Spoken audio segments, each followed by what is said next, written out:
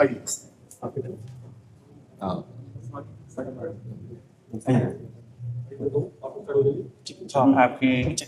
ऊर्जा लेने के लिए ही आए हैं।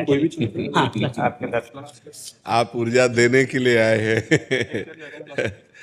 हम अधम जीव हैं, आप कृपा करने के लिए आए। संत जन कृपाल होते हैं। जब भगवान द्रवित होते हैं तो संत जनों का संग मिलता है। जो प्रभु मोहि अनुग्रह कीन्हा तो तुम आय दरस हट दीना। अपनी तरफ से आकर आप अनुग्रह करके दर्शन देने आए हैं। विराज, बैठ जा। आपका आरोग्य की इतनी होते हुए भी आप इतनी समाधि में हो, प्रसन्न हो, देख के हमको बल मिलता है जी। ये भगवान से चित्त जोड़ने से है। अगर हम शरीर से चित्त जोड़ें तो बहुत परेशान। जो भगवान से चित्त जोड़ते हैं तो भगवान सच्चिदानंद है। सच्चिदानंद रूप पंखा कर सच्चिदानंद रूप आए विश्वोत्पत्त्यादि हेतवे। जो सच्चिदानंद है उनसे जब चित्त, तो आनंद में चित्त बना रहेगा। और शरीर नाशवान है, परिवर्तनशील है, दुख में है, इसमें चित्त नहीं देना। इसको गंभीर भाव से सहना है। तितिक्षा तास तितिक्षस्व भारत मात्रा स्पर्शास्तु कौन्ते शीतोष्ण सुख दुखदा आगमा पाइनो अनित्यास तास तितिक्षस्व भारत। इन्हें शांत भाव से सहना है। भीषण कष्ट में भी हम कष्ट रहित हैं। हमारा स्वरूप इससे अलग है। ये कष्ट भास रहा है नहीं। जैसे रस्सी में सांप भासता है, होता नहीं। जैसे मरुभूमि में जल भासता है, होता नहीं। ऐसे ही शरीर आसक्ति के कारण कष्ट भास रहा है नहीं। हमारा स्वरूप आनंदमय है। किसी भी अस्त्र की, शस्त्र की ताकत ही नहीं कि हमें छेद सके, भेद सके। अक्लेद अशोच से नैनम छिन्नन्ति शस्त्राणि नैनम दहाति पावका न चैनम क्लेदयन्त्यापो न शोष्यति मारुता। यही अनुभव करना है। केवल प्रवचन करने से दुख दूर नहीं हो सकता। केवल प्रवचन सुनने से दुख दूर नहीं हो सकता। अनुभव से होगा। हमें अपने को इससे अलग देखना है। खाते पीते उठते बैठते चलते फिरते इससे अलग रहना है। हमारा और इसका बहुत अंतराय है। ये विनाशी है और हम अविनाशी हैं। ये परिवर्तनशील, हम एक रस हैं। ये जड़ है, हम चैतन्य घन हैं। हम साक्षी हैं, इसके दृष्टा हैं। बस देख रहे हैं इसमें क्या हो रहा है। जो हो रहा है वो पहले से निश्चित है, कुछ नया नहीं हो रहा है। बस हम तो मगन है। आनंद मगन। अब इसके विषय में पढ़े तो फिर बड़ा प्रपंच है। इससे एकदम अलग रहे। समझ रहे हम, पण वो आचरण धीरे धीरे आ रहे, आचरण नहीं कर रहे, समझ रहे हैं सब जी। बस प्रवचन तो बहुत हो रहे हैं, प्रवचन सुने भी जा रहे हैं, लेकिन उनको उतारना जीवन में सबसे बड़ी बात है। और उतारने के बिना सब व्यर्थ है। नायमात्मा प्रवचनेन लभ्या न मेधया न बहुना श्रुतेन। उपनिषद कहता है कि आत्मबोध बहुत प्रवचन करने वाले को नहीं होता। ये आत्मबोध बहुत प्रवचन सुनने वाले को नहीं होता। ये उससे ही होता है जो स्वीकार कर लेता है, जो व्रणित इसे वर्ण कर लेता है, इसे ग्रहण कर लेता है। और भगवान कुछ परिस्थितियां ऐसी दे देते हैं कि भागना ही पड़ता है इस शरीर से। अब इस शरीर की ऐसी परिस्थिति दे दी, डायलिसिस, दोनों किडनी फेल, ये परेशानी वो परेशानी, ये दर्द, तो बस निकलो, इससे निकलो। इसमें फंसना नहीं है। ये मरेगा, ये आज नहीं तो कल मरेगा। तो अपने स्वरूप में आओ। अगर इसकी प्रीता में फंसे तो मरे हो, फिर जन्म पे जन्म, मरण पे मरण, फिर चलेगा। होश में सावधान। तो भगवान ने हमें कृपा करके सावधान किया, हमको ऐसी परिस्थिति दी कि इससे हटना ही पड़ा। नहीं तो साधना का भी जब हम अहम लेते हैं तो शरीर का पक्ष जोर हो जाता है, क्योंकि इसी से साधना होती है। साधना का भी पक्ष नहीं। साधना होनी है, जितना हम प्रयत्नशील हैं, साधना कर रहे हैं, पर शरीर से करवा रहे हैं, हम नहीं कर रहे हैं। हाँ, ये अभी चला जाए तो हमें इससे हमारी साधना अधूरी नहीं है, हमारी साधना पूरी है। ये अभी नष्ट हो जाए, नाशवान, इसके सहारे थोड़ी हम अविनाशी को प्राप्त कर रहे हैं। हम अविनाशी हैं, हम वर्तमान में अविनाशी हैं, हम अविनाशी हैं। हाँ, विनाशी से हमारा जो लगाव हो गया है उसी को हटाना साधना है। विनाशी से जो हमारा लगाव है, अपनापन हो गया है, तदात्म हो गया है, उसी की साधना हम कर रहे हैं। कि इसको कष्ट देते हुए तितिक्षा पूर्वक जैसे नंगे पैर आप चल रहे हैं या आप विविध प्रकार के तपों को ग्रहण कर रहे हैं, इसके लगाव को काट रहे हैं। लगाव का काट लो, कि इससे लगाव हटाना। कि जैसे बोले हम तपस्या की, हमें बड़ा लाभ हुआ, तो क्या लाभ हुआ? लगाव हटा, इससे अपनापन हटा, तदात्म हटा। आप तो जो पूर्ण है उसको ना कोई लाभ है ना कोई हानि है। जो आप पूर्ण है ना उसमें कोई लाभ है ना कोई हानि है। साधना ना होने पर कोई हानि नहीं है पूर्ण में, और साधना होने पर कोई लाभ नहीं है। तो साधना हो किसकी रही? इस लगाव को मिटाने के लिए। शरीर और इंद्रियों का जो संयोग भोगों में होकर सुखानुभूति हो रही, इसी को मिटाना है। और ये मिट गया तो सहज स्वरूप शंकर सहज स्वरूप समारा, लाग समाधि अखंड पारा। चलते फिरते उठते बैठते हर समय सम स्थिति में जो महापुरुष है वो भगवान को प्राप्त महापुरुष है। और भगवान को प्राप्त करना नहीं है, वो प्राप्त हैं, बस ये लौट कर समझना है। थोड़ा लौटना पड़ेगा। ये जो बहिर्मुख होकर हम जगत में फंस गए हैं, अंतर्मुख होकर के बस उसे लौट कर समझना होगा। बिल्कुल वर्तमान में आप परिपूर्ण हैं, किसी साधन के फलस्वरूप परिपूर्ण नहीं है।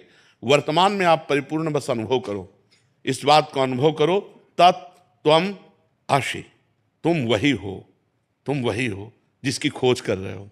जब खोजने वाले को मिला तो खोजने वाला नहीं रहा। जब खोजने वाला जिससे मिला तो खोजने वाला नहीं रहा, क्योंकि वही था, वही था। दूसरा कोई था नहीं। बस ये अनुभव हो गया तो हर समय, क्योंकि आनंदमय अपना स्वरूप है ना, और दुखमय शरीर है। तो दुखमय शरीर से आनंदमय स्वरूप की यात्रा हमारी है। जो मृत्युर्मा अमृतम गमय, जो मृत्युमय शरीर में हमारी आसक्ति है, इससे हट करके अमृत स्वरूप जो हमारा स्वरूप है उधर चलने की यात्रा है। उधर लौटना है। अपनी जो मना कष्टान इंद्रियाणी प्रकृति स्थान कर सती, वो परमात्मा स्थान है। इनको लौटाना है, अंतःकरण को समत्व में लाना है। जहां अंतःकरण सम हुआ, संकल्प विकल्प रहित हुआ, आप मुक्त स्वरूप हो। कोई कुछ मुक्त होने के लिए कोई औषधि, कोई तपस्या, कोई साध, आप मुक्त हो, मुक्त थे, मुक्त रहोगे। भाई यही समझने के लिए जो शरीर राग है, जो भोग राग है, जगत राग है, उसी को काटना है, उसी को काटना है। जिस साधन का अभिमान कैसे नष्ट होगा? गुरुजनों की सेवा में। गुरुजनों की सेवा में जब हम रहते हैं तो जो साधन बनता है तो गुरु कृपा से बनता है।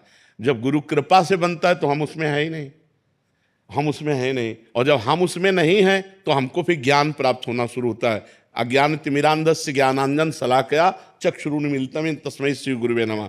तो जब ज्ञान प्राप्त होता है तो इससे बड़े से बड़ा साधन हो जाने पर भी अपने में अहम नहीं होता, और बड़े से बड़ा असाधन हो जाने पर भी उसे क्षोभ नहीं होता। वो क्षोभ और अहम से दोनों से परे होता है। ये भी बात समझ लो, क्षोभ और अहम से बहुत वो परे होता है। जब गुरु कृपा से ज्ञान प्राप्त हो जाता है तो ना कोई प्रायश्चित होता है, ना कोई क्षोभ होता है, ना कोई हर्ष होता है। वो एक रस स्थिति है, गुणानुगुण वर्तन्ते मनुष्यापार्थ सर्वसा। गुणों से ये संचलित है, ये इसमें जो हो रहा है वो गुणों के द्वारा रहा है। इसका मैं करता नहीं हूँ, इसका मैं भोगता नहीं हूँ। बहुत आनंद का विषय है। बस चिंतन अपना अचिंत्य की तरफ होना चाहिए। हमारा जो चिंतन है वो अचिंत्य की तरफ होना चाहिए। बस ये जागतिक चिंतन नहीं होना चाहिए। साधन के अभिमान का आंकलन कैसे किया जाता है कि हमें है या नहीं है? जब साधन का अभिमान होगा तो हमारा जो गुणाभिमान है वो दूसरे का परीक्षण करने लगेगा। जब अहम हो जाता है ना तो सब नीच दिखाई देते हैं, अपने सर्वश्रेष्ठ दिखाई देते हैं। और जब साधना पक्की होती है तो सब में मैं ही दिखाई देता हूँ, दूसरा कोई होता नहीं। ज्ञान में और भक्ति में सब में प्रभु दिखाई देते हैं, तो नीच की बात कहाँ आई? अगर नीच की बात आ रही है तो गुणाभिमान है।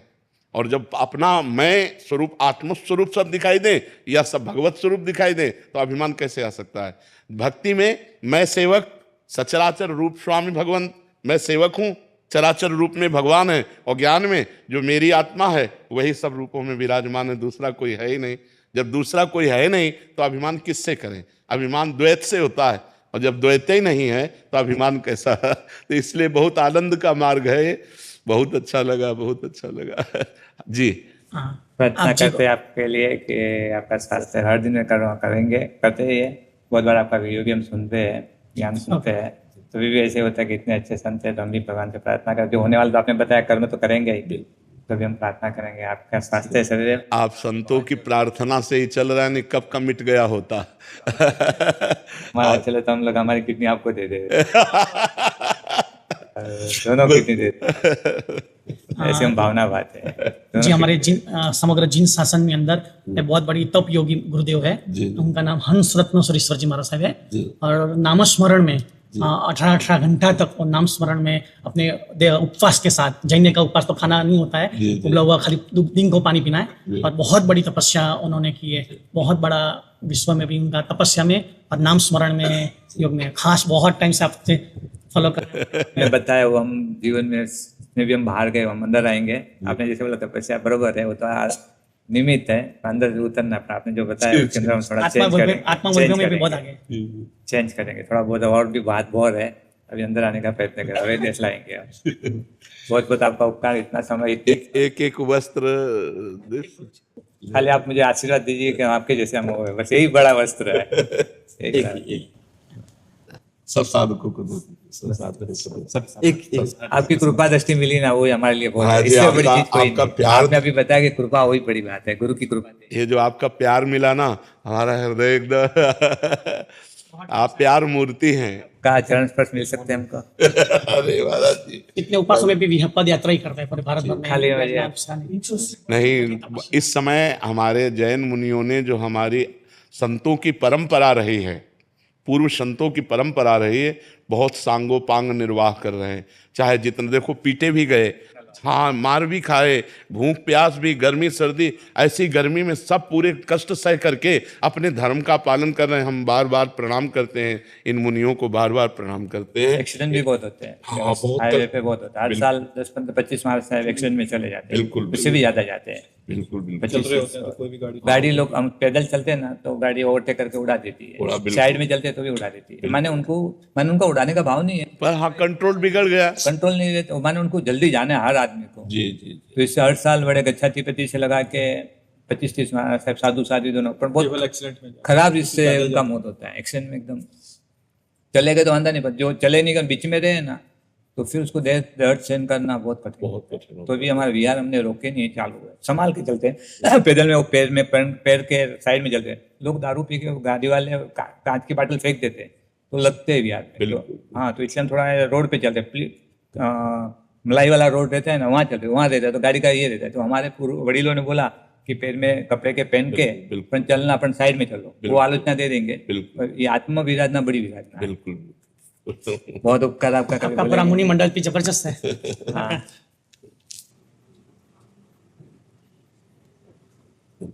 आज माता थोड़ा बहुत सुख मिला, थोड़ा जगह दीजिए, बहुत टाइम दिया आप, सेवा करते रहिए, आज्ञा पे रहिए। जी जी। आप प्रणाम करें। संत भगवान को